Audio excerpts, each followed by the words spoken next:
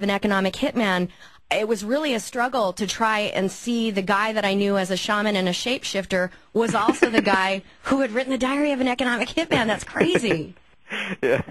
Actually, good question. I can't remember how I came by that book. I mean, I get a lot of fans who come to gigs give me random books about things that I've read. So that may have been one that was given to me maybe at a concert in New York. I think about 4 or 5 years ago. I think, but it was a very interesting book.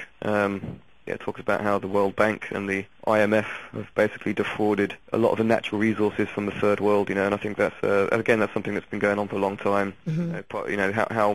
How corporations treat property rights in third world countries is a major sort of injustice in the world, and I think again these are kind of things that I think people are sort of just gradually sort of waking up to and sort of wanting to change. Did you want? I thought I had seen an interview where you had said that you wanted Uprising to kind of be it's informed and you're making a statement with it, but you also wanted it to be fun and kind of a chant so football hooligans would sing along with it? Yeah, well, that song was kind of inspired by these. I was in London at the time of these G20 protests when all the political leaders were meeting together. And what made me laugh is that people were protesting, but they were also like dressing up in these crazy costumes, like people like dressed as chickens and dressed as kind of the four horsemen of the apocalypse and all this kind of crazy costumes. And people basically just partying in the streets.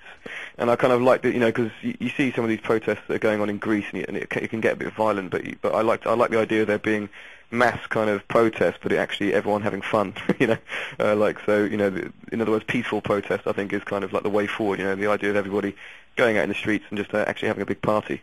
As opposed to letting it get into a kind of violent position. So I think I quite like the idea of creating an uprising, but a fun one at the same time. I saw a quote that you had said something to the effect of that the resistance was a culmination of everything that you've learned about music so far. But then I think it might have been in Q magazine where I saw something about on one of the songs you actually used either a llama's toenail or a collection of toenails to create some sound effect on this record. Yeah, the collection of llama's toenails. Yeah, it's actually a great percussion instrument. Dom's got quite a few of strange dead animal parts that he uses for percussion, like bones and stuff.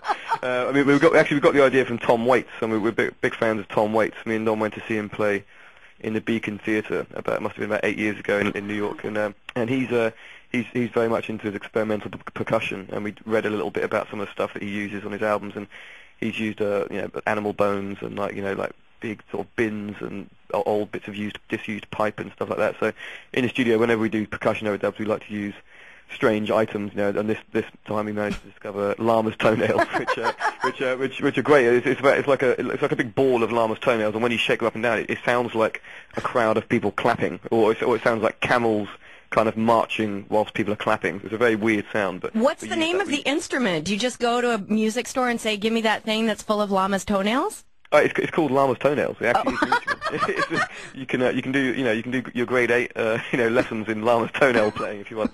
It sounds like so it sounds like these sort of camels marching, and so we used it for the song United States of Eurasia, which is kind of influenced by a little bit of Middle Eastern music. No, I'm so glad that you brought that up because the book, The Grand Chessboard, also factored into that song. Yes.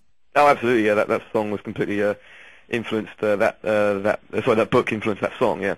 Just sort of thinking about this sort of fictional, and also because I was reading 1984 a little bit, so the Eurasia thing came up, and then obviously, so you've got the fiction from the book 1984, but also there's books like The Grand Chessboard, which talk about this idea of there being a Eurasia at some point, which is quite a scary thought, because it would end up being a massive sort of superpower, and so if China and Russia and Europe ever unify, you guys should be scared in the States. but it was so I thought I'd write a song about that idea. You're hilarious because in the interview where I was reading about that, there was something about, I guess it was throughout the song, that you guys were rolling on the floor laughing. Was that because of the llama's toenail sound effect? Well, we like to push things a little bit, sometimes further than what some bands would, like with all the vocal overdubs and the silly sound effects and stuff. And then some of the songs have got such a theatrical element that's every now and again you're sort of caught in this, taking it all very seriously and listening to something like United States of Eurasia, and that bit comes in at the end where it sounds like a bit like a Queen song or something, where we'll start screaming Eurasia at the end, and every time I hear it, I can't help but a smile comes to my face, and it makes me think of like it could be the soundtrack to Flash Gordon or something, you know. So I think we've never really held back on certain things in the studio, and then obviously that can lead to us having a bit of a laugh in the studio as well. Well, speaking of having laughs, I read something about the creation of the Guitar Hero avatar. What was that like for you to be Matt Bellamy from Muse, and someone hands you spandex and ping pong balls to create your own avatar? What was that like? That was pretty weird. I had to go in this room full of all these like thousands of little cameras or something, and there was like a crew of people there, and they basically put me in a leotard. You know, like do you call it a leotard here? Like a sort of tight, extremely tight lycra kind of suit, which is obviously brings out every detail you can imagine, and then they proceed to cover you in ping pong balls as well. So you pretty much look like a total geek. I mean, you couldn't look more uncool. And then they tell you to actually look really cool and rock out on the guitar. So you're sort of trying to rock out and be cool on the guitar, but at the same time you look like an absolute buffoon, you know. So it's a funny one. Yeah. Are you familiar with Renee Fleming, the opera star? I've met her daughter actually. I've never met her.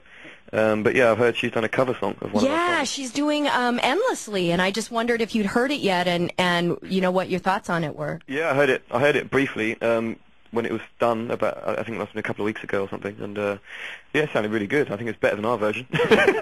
So yeah, I'm really happy about that because it's one of those songs that was one of the least known songs, I suppose, on the Absolution album.